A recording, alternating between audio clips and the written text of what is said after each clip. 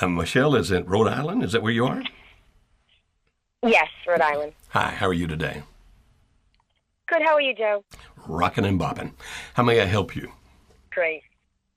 Okay, so I've been together with my husband for 31 years, married for 25, but we've been separated for a year um, uh, because the year before he had had an affair. We got back together. We started reconciling, but then I found out he was still doing his online emotional fears. Mm-hmm.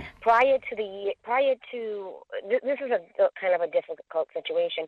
Prior to his first affair, he had been a wonderful husband, a wonderful father, but he let out a secret that he'd been keeping for most of our relationship, that he had been sexually abused as a child Wow.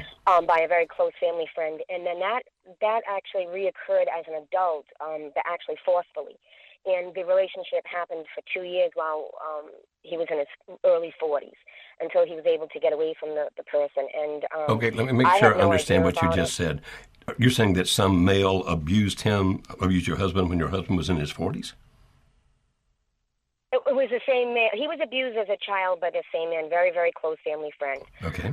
He'd been abused by him as a child. He'd known him since birth, but that person actually wanted to take the relationship further. And at one time when they were alone, he had used physical force, and meaning a gun, and he forced my husband into a relationship, blackmailed him, that type of thing. I had no idea about it. He came out and let us, like the whole family, know 2 years ago. So it was, this is like, a very difficult situation. I did not know how to handle it, so of course I didn't. I kind of let, the law handle it, and I let the counselors handle it, and I kind of hid from it. To be honest, I kind of emotionally hid and worked like 60 hours a week. But in that time that probably he needed me, he sought someone else, and he found a relationship within months of letting everybody know about this relationship. And that, once I found about, that was like another bomb. First bomb, then second bomb, and I ended up in a mental hospital. Mm. And I did. But we got over it, and we reconciled. But he's not healthy now. Mm-hmm. He wasn't healthy then, and he's not mentally healthy now. He is getting counseling. I'm getting counseling. Mm-hmm. But, after the first affair, I thought we were reconciling, but then I found out months, almost, about 6 or 7 months after, I found out he was still on the phone with people, still on social media with people, and I asked him to leave. I kicked him out. And so it's been a year since that's happened. Now, when you say And these so my people, question is, are these all females? Are these some males? no, all females. Okay. No, and through his counselor, she tells him that he's seeking out this female attention because it's validation that he's not gay, because he's not gay. Possible. He doesn't have gay feelings. Mm-hmm. Okay. And so he's seeking out, because of shame and validation. Okay. So and the question you were about to ask, I interrupted you. I'm sorry. You said the question is. We've been separated for a year. He's had, in that year, he's had multiple affairs online, and he's had a few in person. He's said he's stopped everything now except for the emotional affair, probably a few. I know one that is long distance, never met the person, Mm-hmm. but she does give him comfort. And he doesn't, in counseling a few times, he's gone with me. And I said to him, I'm willing to work on anything, but I can't work with you while there's other people involved in the marriage. Right. How are we supposed to work together when Mm-hmm. you're seeking these people out, especially this particular person that gives him comfort and he doesn't want to give her up. Mm-hmm. So with the help of my counselor, she said, well, you can't work together unless you give that up and try to see if you can be together. And there is love between us, deep love between us, but Mm-hmm. there is also mental illness on his side for the abuse he suffered, for the mental illness he's suffering right now. Mm-hmm. So my question is, I finally in October I gave him an ultimatum. I said, you either have to agree to work on the marriage, get rid of all of these social media connections, Mm-hmm. see what we can do, or I'm going to file for divorce. And he was honest. He wasn't able to give up the emotional fears.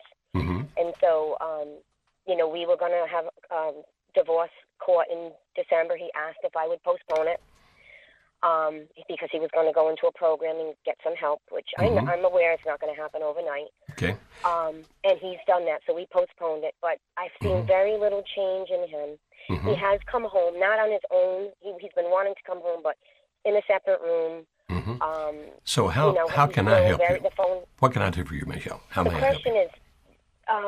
The question is that he's back home, but it was kind of like it wasn't like he wanted to be there to be with me. I think it was just like, a situation of safety in the home. And he wants me to continue this relationship, which is like being friendly with each other, but not much else. But I'm trying to stand up for the marriage, even though I filed for divorce. But he's still in an emotional relationship that he can't give up. So what is the question, Where Michelle? does that leave me? Okay. Where do I stand? And what should I do? Should I continue with my firmness? Look, you have to give up these emotional connections and let's go to counseling together, or the divorce is going to go through, or do I continue to let him do that? Okay, when we start thinking about when this, I do that, I need right? But see, you've already not done that. What I mean is this: you told him we can't get together, you can't come home unless you stop those things. But if I heard what you said correctly, you actually did let him come home anyway. And now he's like, okay, I'm here. I just want to be friends. I want to be buddies. Let me live here. And what I hear you asking is the same thing that you had already decided with the help of your counselor. As long as you're involved with this, as long as you're doing these things, then I cannot live with you. But you've already changed that. And so my question is, one way or the other, my recommendation, and I'm not trying to override your counselor. I never, ever want to override anybody's counselor. But my suggestion is that you need to make a decision. And if the decision is, no, we will not work on this. You cannot live here unless you stop those other relationships. I'm not going to just be your roommate. If you make that decision, then you have to stay with that decision. If you decide, no, we'll live here and you can be my roommate, and maybe over time we can fix this, if that's the decision you want to make, then it's your right to make it, but don't expect a whole lot of progress. People pretty well do what you let them do. And in the situation where it's like, okay, we can live together, you can keep on having these contacts with these other women, and I'll be your roommate here. If you allow that to happen, my question is, what's the motive to change? What is the reasoning that would lead him to want to do anything differently? Now, I'm not going to tell you what to do. It's not my decision, it's yours. And I hope that your counselor's not telling you what to do either. It's not his or her decision, it's yours. You always have to make your own decisions. But if your decision is he can't do this, my strong recommendation is you have to stick with that. You can't back off on that and change it, because if you do, you basically give it a message, yeah, this is what I want, but I'll put up with other stuff as well. And I don't know that's the message that you want to give. At least if it were I, it's certainly not the message I would want to give.